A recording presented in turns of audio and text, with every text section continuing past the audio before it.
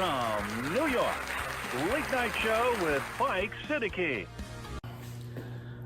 बिस्मिल्लाहिर्रहमानिर्रहीम, अस्सलाम वालेकुम and welcome to the show. साहिबों, बहुत सारे दोस्त फ़ोन करके पूछ रहे हैं कि लाहौर में जो इतनी बड़ी कामयाब रैली हुई है उससे क्या नतीजा अख़ज़ किया आपने। देखिए, आवाम तो बेचारी मासूम है, उसके कहने की, उसकी कोई सेइंग की वैल्यू ही नहीं है।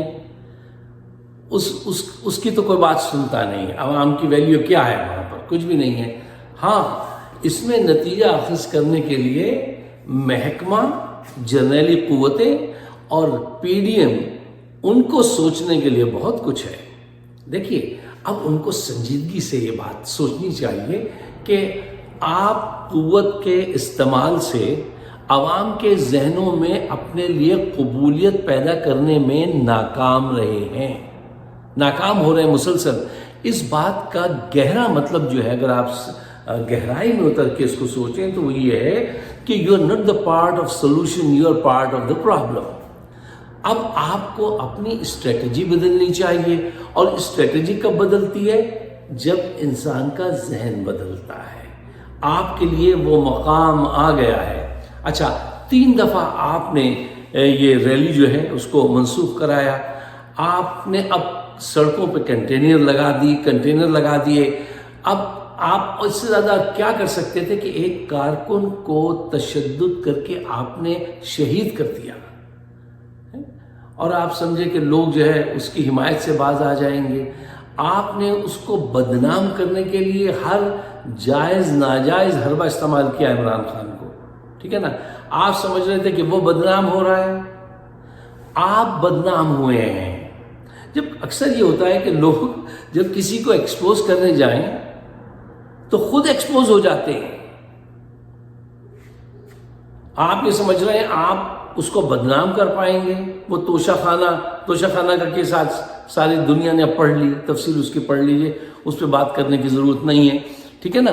तो आप उसको नुकसान नहीं पहुंचा पाया। और ये जो आपकी एक्सरसाइज, जो आपकी स्ट्रेटजी, जो आपकी कोशिशें हैं ना कि मार के, नंगा करके, लिटा के और ये करके वो करके, ये सब नाकामी की दलीलें हैं। अगर आप समझना चाहें, इसका नुकसान उसको नहीं हो रहा, उसको फ़ायदा हो रहा है, आपको नुकसान हो रहा है। आप भी बड़े मासूम हैं। आप वो हरकत कर रहे हैं कि जहर खुद पिया है और उम्मीद यह है कि मुखालिफ हलाक हो जाएगा। नहीं, जहर आपने पिया है, आप ही हलाक होंगे। देखिए, आप इस रैली के शुरका को देखिए, ज़रा गौर से देखिएगा, और वर्स्ट केस सिनेरियो मैं आपके सामने पेश करना चाहता हूँ। देखिए, जो लोग इस रैली में शरीक हैं उनकी उम्र देखिए, उनका जज्बा देखिए। वो खाली पेट मीलों पैदल चलकर चले आ रहे हैं, खाली पेट मीलों पैदल चलकर रैली में शिरकत के लिए चले आ रहे हैं। ये इस वक्त उस जज्बे के साथ मौजूद है वहां पर कि आज अगर वो एक इशारा कर दे तो ये नौजवान वर्दियों वालों की वर्दियां फाड़ देंगे।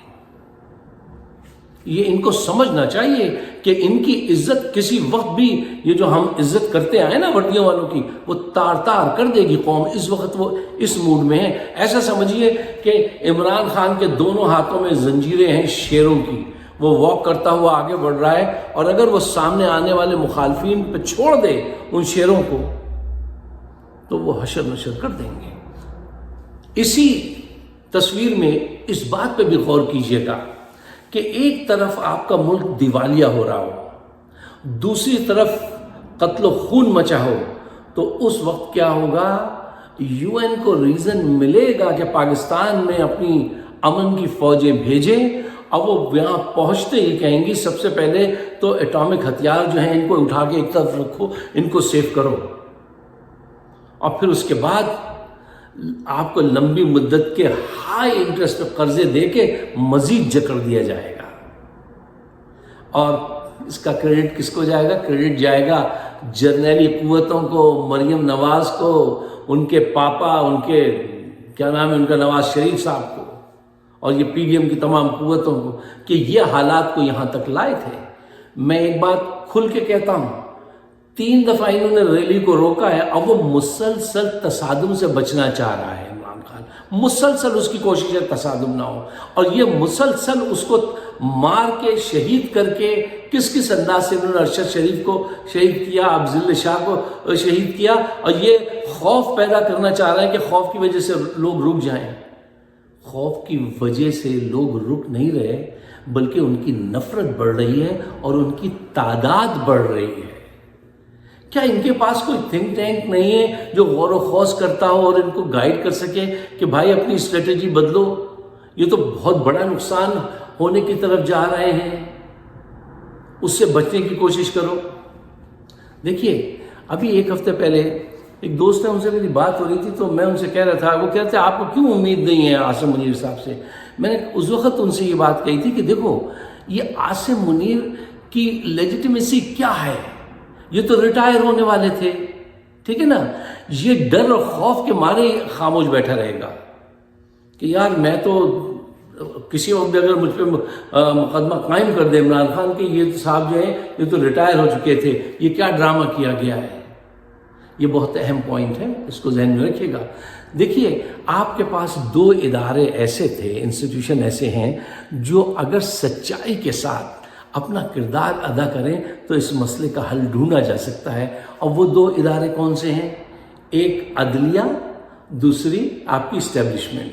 اتفاق یہ ہے کہ دونوں میں کرپشن اس بری طرح سے پھیلی ہے کہ وہ کیا ادا جعفری نے کہا تھا کہ جب جسمی سارا جلتا ہو پھر دامن دل کو بچائیں. کیا پورا زہر پھیل گیا ہے پوری عدلیہ میں, چند کو چھوڑ کے میجورٹی کرپٹ, فوج میں majority of generals are corrupt, اور ان کو کرپشن اتنی عزیز ہے کہ یہ میں نہیں سمجھتا کہ یہ کوئی ایسا کام کر پائیں گے.